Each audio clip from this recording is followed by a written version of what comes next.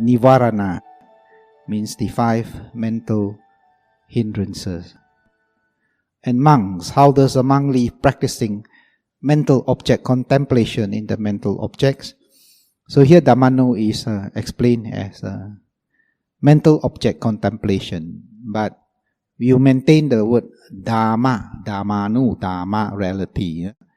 So in this sense, wholesome reality, unwholesome reality. So we are practicing the what wholesome realities to develop, what wholesome mind that is important for the achievement of realization, and what unwholesome mind that you need to be aware and don't let it build up that will hinder your progress. So that is the meaning of Dhammano.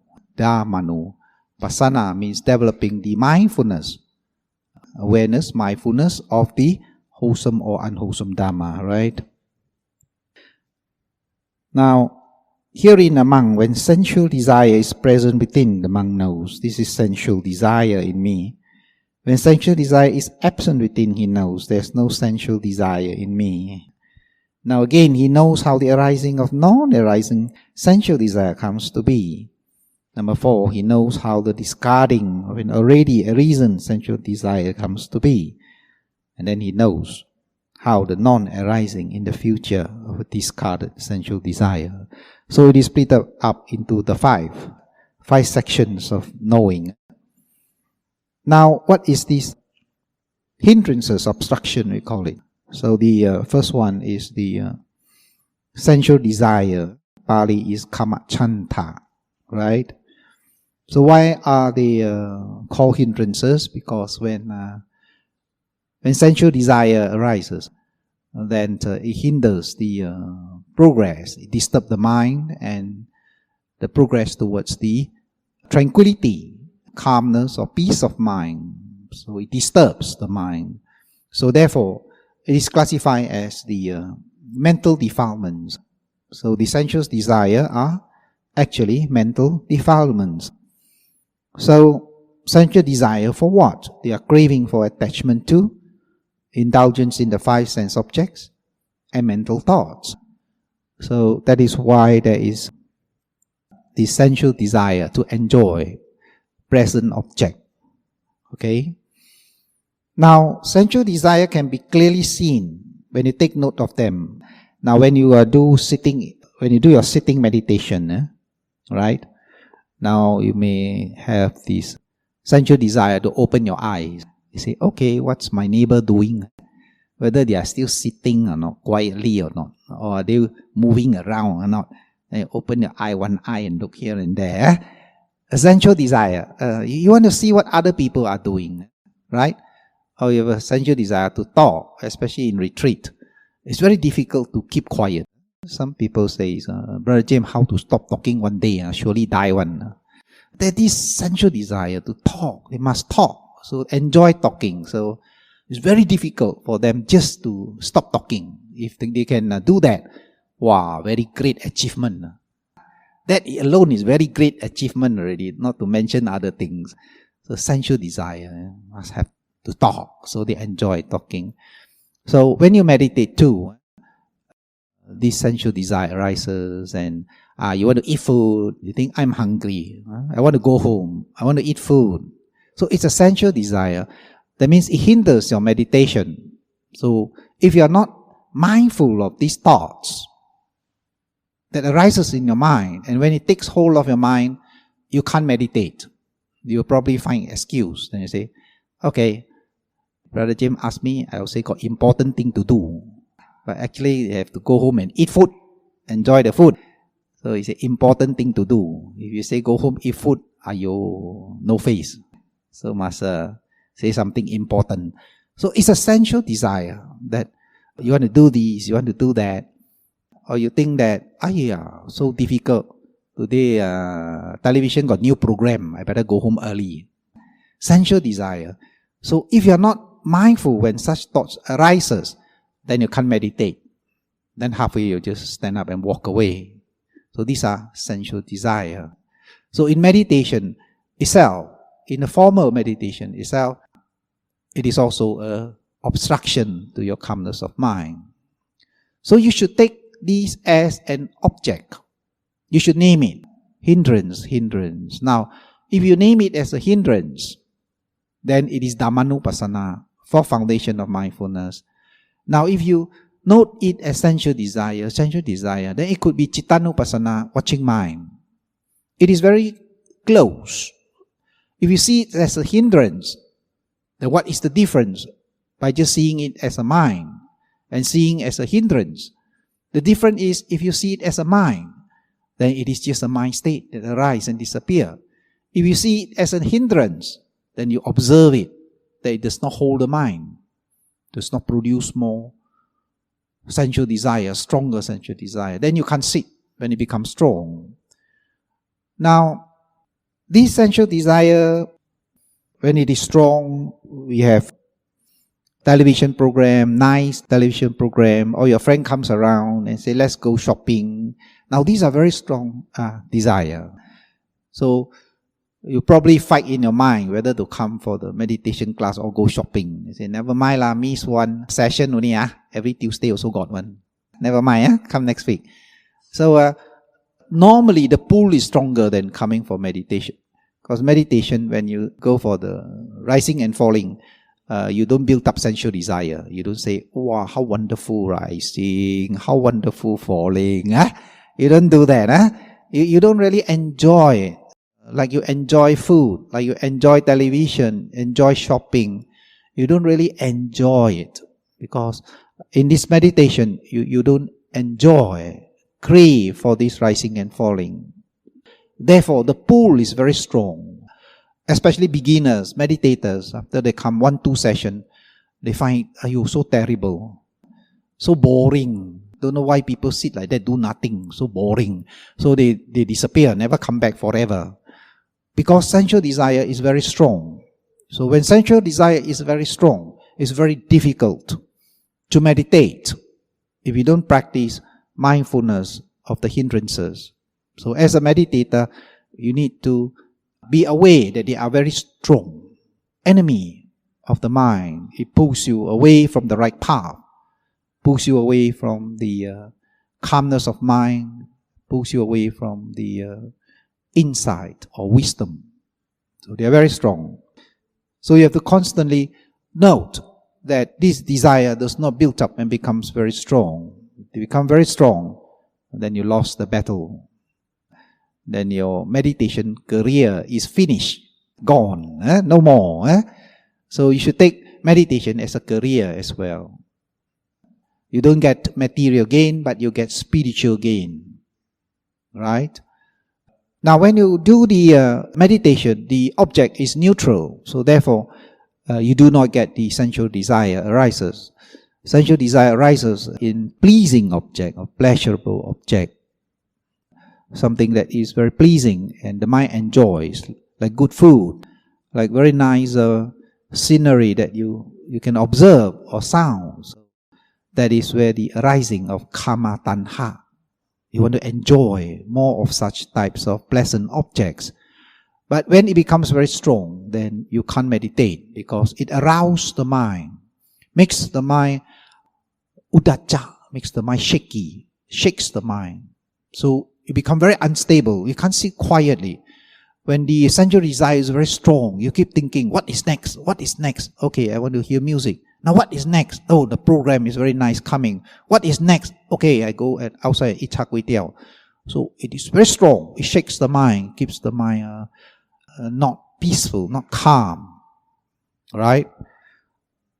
So of course, you need to be aware of them. It comes under the Dhammanupassana. Before I go into the next one, ill will. Now what benefits would you get out of this watching the hindrances? There's a few benefits. Purifying the mind is one of them. The mind gets purified when you develop mindfulness on the hindrances. As you note the hindrances as they arise or then they disappear, then the mind becomes pure again, becomes clear. If you don't, then it multiplies.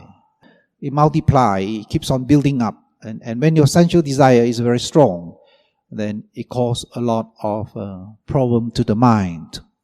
If you can't get what you want, it causes a lot of distress. If you say, I want that new car, but if you have no money to buy it, then it causes a lot of disappointment, sadness.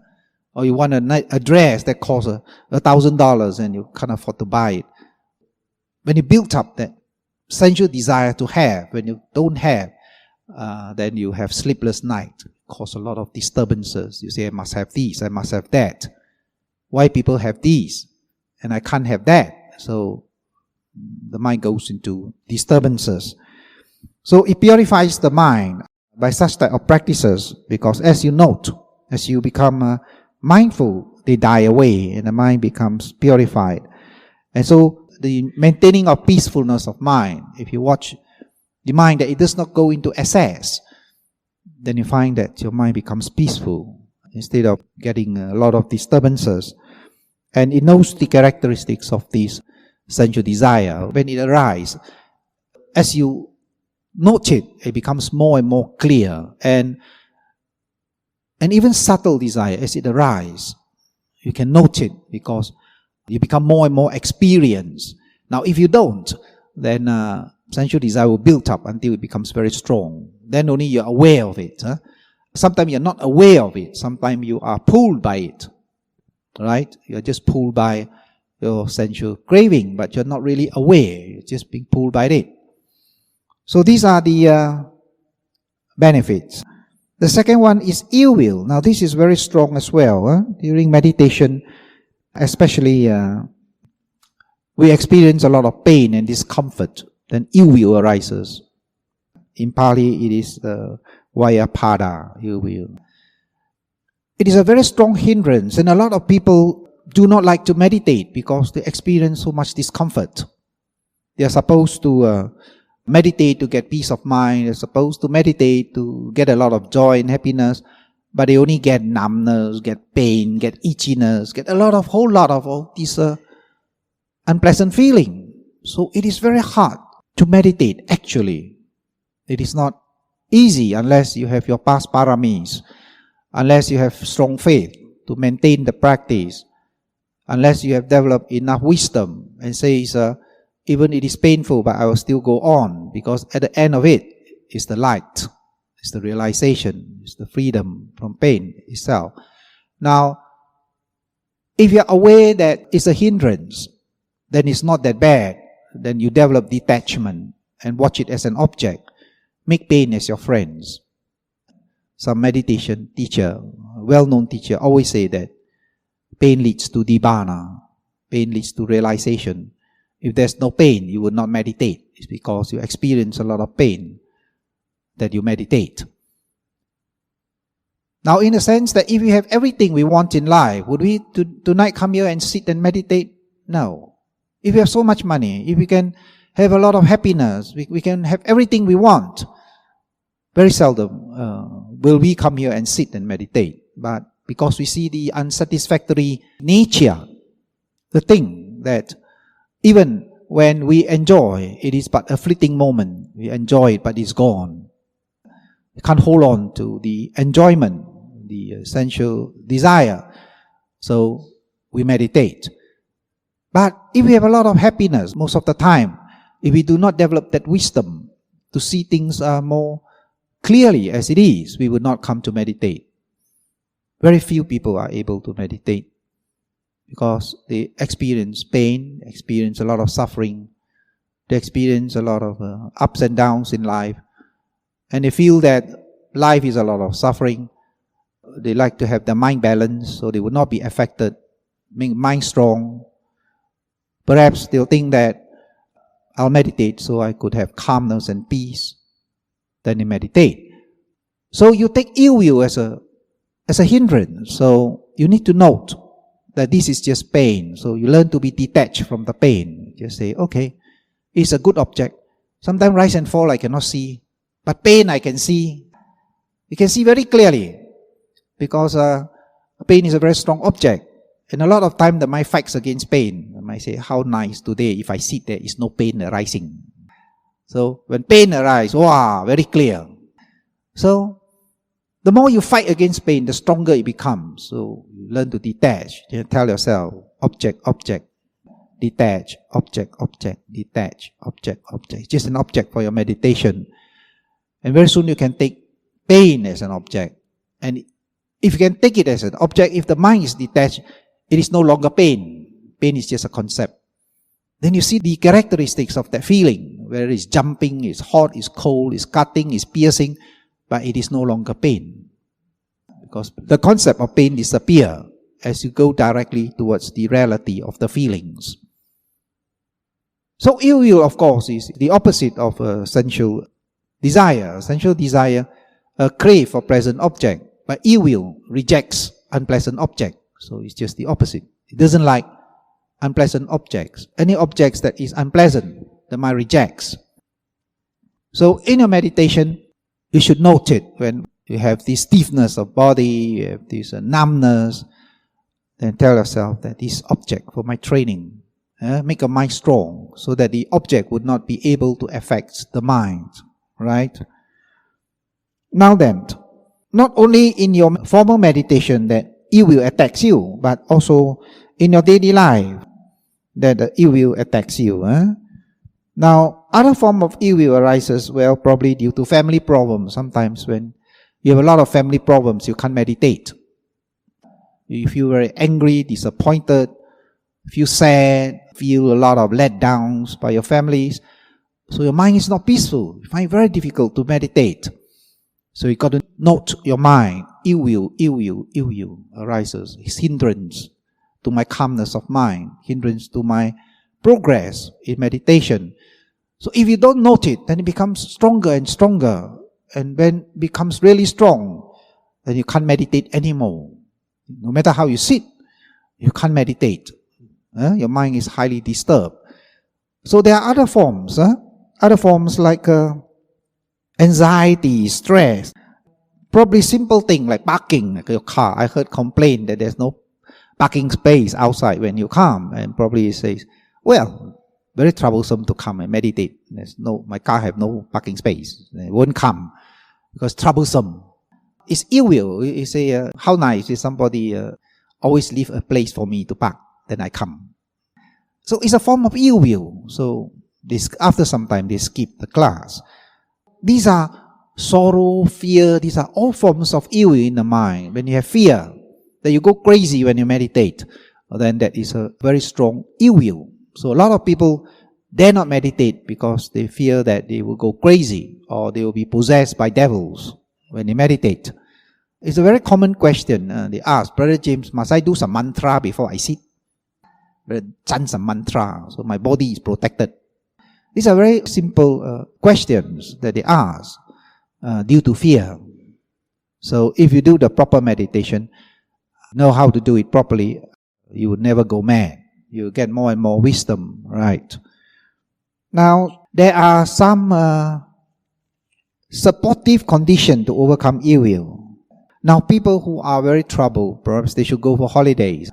They should, if they're stressed out in work, then probably they make it a point to go for holidays, like places where there are pleasant weathers. Pleasant weathers mean some like it cool, clean atmosphere. So it sort of distress their mind and it makes them better and stronger to go back to work. So especially people who are mentally unstable, they should have sort of a suitable place to stay, food, and so forth. And then they can less aggravation for the mind, so they become more peaceful. Otherwise, they become sometimes they become dangerous. They become violent. They cannot take objects because some of these people become crazy because of ill will, and some become crazy because of sensual desire, right? So the ill will type, then they should have pleasing objects. So it stabilize the mind. So don't agitate people who are not stable, right? Dwellings, dwelling place. So you should have pleasant dwelling place. Food, you have agreeable food. Especially for those who go for retreat. If they do not have proper food, then they can't meditate. People who are by nature a lot of ill will, by nature. Some by nature, a lot of cravings. So different people have different nature. Now, if ill will, then they should have agreeable food, agreeable people, like gentle, kind people, compassionate people to mix with them. So they are less unlikely to be aggravated. Becomes a lot of anger and frustration and hatred, right? And posture. Now, like I say, posture in meditation is important. If you don't have proper posture, then you build up a lot of ill will. And if you have strong ill will, then you would not meditate because say, wow, so much pain now. Wow, so much numbness. Can't get rise and fall. And then they can't meditate. So you should have a relaxed posture. You can sit with your leg cross up, or you can just put it down. No problem at all. Just put it down. Or you can just put it one side at the back. If you feel pain and tired after some time, 15 minutes, then say intention, because you're going to change your leg. Okay? So you can merely just intention. So you put it in front, intention, and then you put the other one at the back. So that in that way, 15 minutes this way, 15 minutes this way, you can sit for half an hour. If you don't like to change posture, this type of posture, you can do standing, or you can do walking. So in that way, you feel your body becomes more relaxed. Proper posture, less pain. You can really practice for a long time. In your house, you can practice a long time. You can walk 15 minutes, 20 minutes. You can sit 20 minutes, stand 10 minutes. And then you can go on and then sit again. You can easily do 1-2 hours a day, no problem. So that is some conditions, supportive condition to overcome ill will. These two are very strong hindrance. So you need to watch it when you are meditating. Don't overcome by greed. When you sit meditating, you keep thinking about this to buy, that to eat, then you can't sit. You have to note them. Sensual desire, hindrance, sensual desire. So when it arises, note it as a hindrance. Then you become aware of it, become mindful of it. There is a hindrance, so I have to be mindful, otherwise I can't meditate. But if you note it as a mind, then it's just a mind, then you watch it until it disappears. So it is very close. It is very close on the Dhammanupassana and the Cittano, and mindfulness of the mind and mindfulness of the Dhamma, the wholesome mind, unwholesome mind. They are very close. It depends on how you take the objects. So it is good that you also take it as a hindrance in your daily life. So you be very aware that, okay, if I have so strong ill will, then I become so unstable, then it destroys my peace of mind. Then note it, ill will arise, hindrance. So when you get angry, then you know, I'm angry, hindrance. So if you do that, then your mind becomes stabilized, then you have that peacefulness and calmness. If you don't, then you get more and more agitated. So you could become mad. You can become mad through ill will. People go crazy because of hatred. Yes, people die when they have too much hatred. Yes. So when there is ill will in you, then you know. But once it disappears, you must also know its disappearance. You must know that it arises and it ceases. Now only once you really understand that it is impermanent, it arises, stays some time, then it ceases, then you will not get caught up with it. When you become more and more experienced, then when you look at it, you know, okay, it arises, but very soon it will disappear, it will cease. Now, if you do that, then your mind becomes very detached. Then easy for you to overcome ill will or sensual desire. Just as you know, if I watch the mind, I really want this thing. But if I watch my mind long enough, I will not want to buy it anymore. Like you are taken up with a window shopping and you see something that you like very much, but it's very expensive. But if you do it the spur of the moment, then you buy it. But if you were to say, okay, I will watch my mind, sensual desire, and then you watch your mind long enough, you say probably, okay, I come back next week, or I come back during sale, then you won't buy it. In that way, you won't charge up your credit card so much. Even go bankrupt. So a lot of people get bankrupt. Everything they see they want to buy. So when you watch your mind, then you tend to know that now I want, then maybe tomorrow I don't want. So sometimes you do that. At the spur of the moment you want it, but when you buy back you see, I don't like this color, but why I buy in the first place? And so you hang your shirt there, forever never wear it. So watch your mind, then your sensual desire will not be so strong. So you need to watch it arise, watch it disappear. Then you know for sure that the mind, when it arises, it won't stay forever. After some time, it disappears. Just as ill will, just as sensual desire, it arises, then it disappears. Okay? Yeah?